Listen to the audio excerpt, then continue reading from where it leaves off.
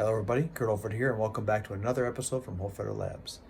This video is going to be much more about what I usually do, which is try to make sense of some of the images that I see within Fiore.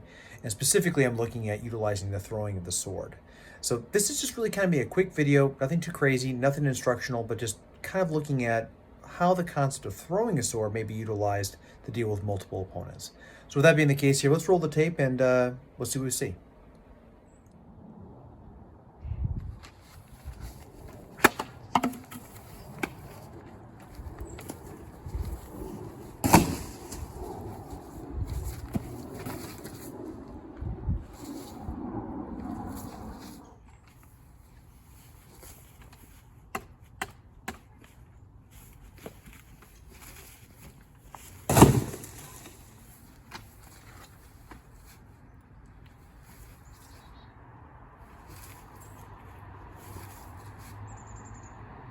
Good.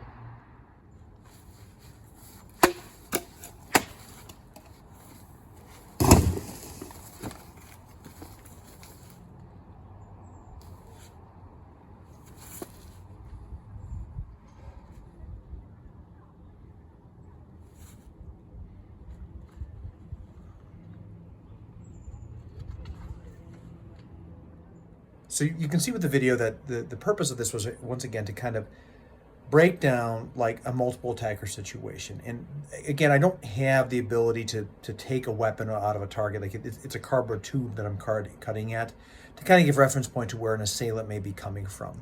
So please understand that I do not propose that you put your sword down, grab another sword. Like and a lot of people might be thinking, when do you have the time for this? Admittedly, I was trying to do some things in there that were heightening my stress to see if I could throw the sword under those types of considerations. You saw in there that the first one was really about me utilizing the sword that I had on me.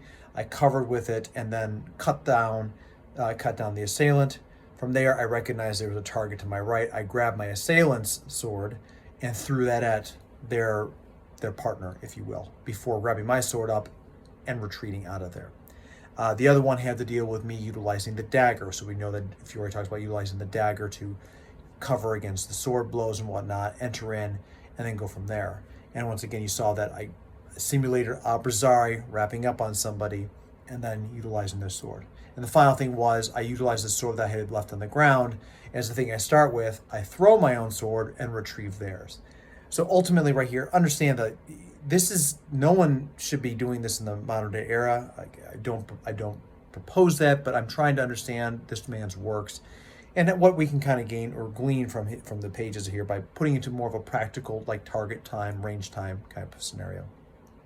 This leads me to believe that a lot of the stuff right here, again, we know that Fiore's patrons, he was essentially, his works were commissioned by well-to-do noblemen. And that, he's not making this for everybody. This is really for a very specific group of people out there. And that being the case, these might be like those individuals' personal recommendations about what happens if you're a person of interest. How do you defend yourself? What do you do with the tools that are on you? Or how do you train or make sure that your retainers that are with you, your own bodyguards, are also there to protect you? So kind of like a modern day like bodyguard service that you might think out there, or Secret Service type thing out there. That's kind of what I see with this.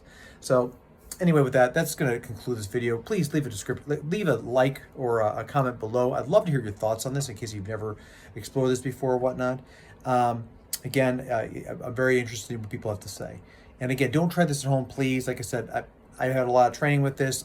I'm in a safe space out there where I'm not actually having to do anything crazy with it all. That's a big part about this right here. I'm not proposing that people try this on their own time. But again, curious to hear what people think about what was demonstrated here. So with that being the case here, until next time, everybody, train well, stay safe, and fight on.